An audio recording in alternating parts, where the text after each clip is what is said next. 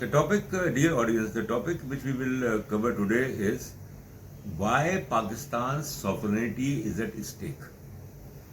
Sovereignty is very crucial, is very critical as far as any country is concerned. Sovereignty basically means independence. It means ability and capability of the government, the state, to make and implement decisions without any coercion, without any influence, without any pressures. But we have been witnessing that the issue of Pakistan is the erosion of sovereignty. That since last many decades, Pakistan is under the influence. And I would say that this influence, the foreign influence that permeated deep inside Pakistan's culture and politics since early 50s, when Pakistan joined the US-sponsored Western Alliance system. When Pakistan approached the International Monetary Fund, World Bank, and other lending agencies. And the second thing is that unlike India and China, these two countries, that since the beginning, that is after their independence, since the beginning, they basically pursued a policy of self-reliance.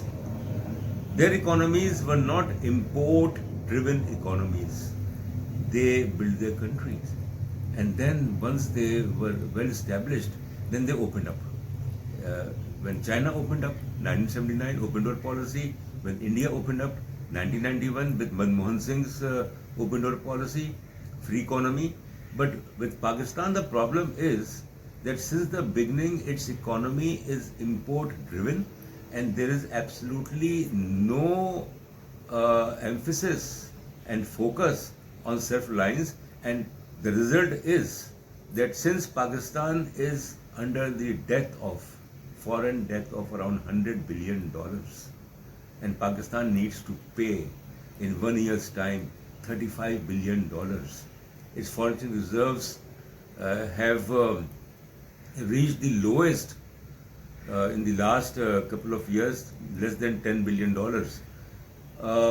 So it's a very dangerous situation, and the result is, the outcome is that Pakistan has to compromise on its sovereignty.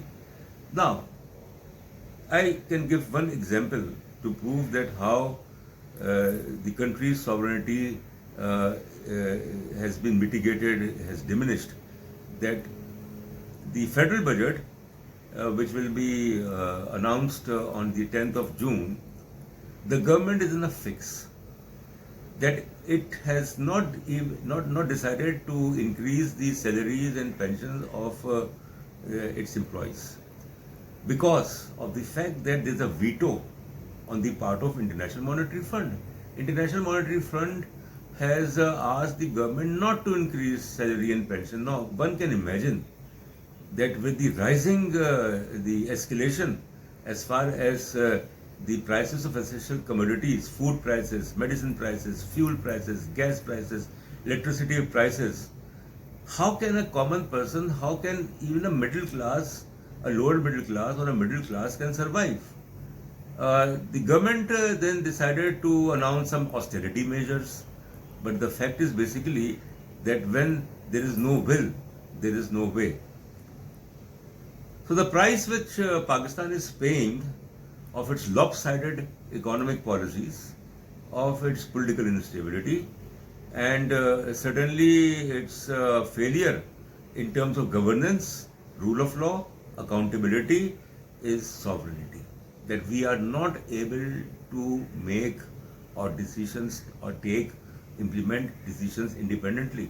And that is what the former Prime Minister Imran Khan used to argue. I mean, he said it very forcefully, that he gave the example of India, that India is sovereign.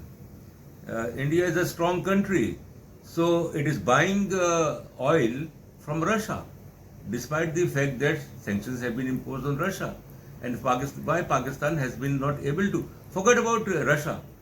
What about Iran? That Pakistan and Iran had signed an agreement, Iran-Pakistan gas pipeline. Now, Then, of course, sanctions, US, American, Western sanctions against Iran, and Pakistan was coerced not to proceed as far as the gas pipeline concerned. So this is sovereignty that we are not able to, and the reason is basically that when the country is economically broke, is on dole, and its politics is in is in shambles. So I'm not being pessimistic here, but the realities, the ground realities, are quite well known. That 220 million people of Pakistan, they have lost their patience, and that is what is basically the elites who have been at the helm of affairs. Whether these elites are the ruling elites or the corporate elites or other elites, that when common person is unable to resist, is unable to protest. So we can increase the prices of petrol from 210 rupees to 230 rupees and 300 rupees, nothing will happen. It means that this society is dead, because it reminds me of 1968 when 1 rupee or half a rupee increase in the price of sugar was announced during the last days of Ayub Khan, and there was a hue and cry. There were demonstrations, and the government used to increase all such prices like the price of petrol during federal budget. But now they've been doing it after every 15 days, after 10 days, after 20 days, and the reason is basically that instead of controlling their expenditures, non-development expenditures, they're trying to make money. They're trying to basically compensate for their losses by enhancing the prices of petrol and gas and electricity and other commodities. So the situation is very dangerous, and I think sovereignty is the issue. And because of the fact that the leadership crisis, that there is a serious leadership crisis in Pakistan, it has not been able to address the issue of sovereignty, because those who are at the helm of affairs, for them, their comfort zones are enough. And if something, God forbid, something happens to Pakistan and it defaults and it is economically broke, then they have their own safe havens, they have their own arrangements. So who is going to suffer? 220 million people of Pakistan. So I think that is something which needs to be seriously pondered on. That is something which needs to be contemplated, and therefore, before it is too late, the issue of sovereignty, and for that purpose, policy of self-reliance, export-driven economy, control over expenditures, austerity measures, these are the policies which must be enforced, and strong work ethics, time management. This country cannot afford to waste time, and therefore I can only wish that there is realization on the part of those who matter. Thank you very much.